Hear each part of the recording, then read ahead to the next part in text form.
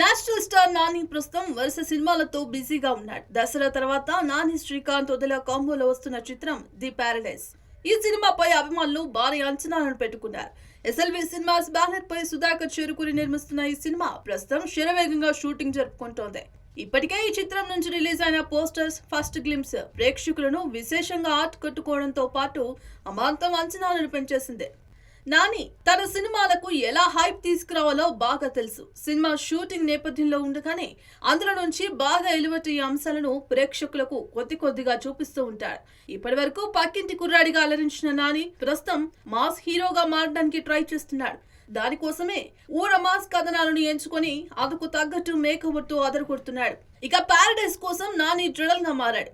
ఇప్పటి వరకు ఏ హీరో ప్రయత్నించిన లుక్ ను నాని ట్రై చేశాడు. 2 జడలు, ముక్కుకు ముక్కరతో చాలా డిఫరెంట్ లుక్ లో కనిపించాడు. ఇక గత 2 రోజులుగా పారడైస్ నుంచి వరుస సర్ప్రైజ్లు ఇస్తూ వస్తున్నాడు నాని.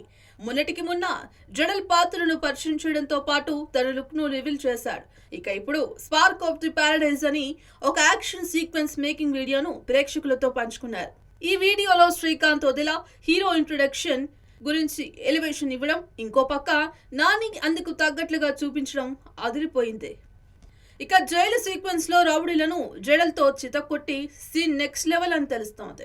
ఇక చివర్లో వారి జడలు ముట్టుకుంటే వాడికి జుర్రుమంటుంది అనే డైలాగ్ తో నాని కోపం ఎలాంటిదో చెప్పకనే చెప్పుకొచ్చారు. ఈ సినిమాలో నాని నట విశ్వరూపం చూపించాడని అర్థమవుతోంది.